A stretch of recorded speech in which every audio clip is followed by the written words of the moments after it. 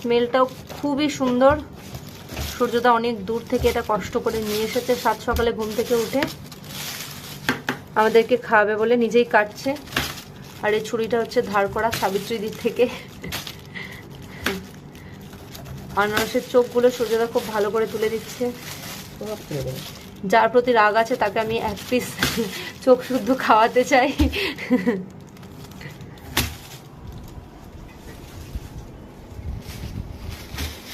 এটা ওটা আমার ছবিগুলো এটা ক্লোজে তুলি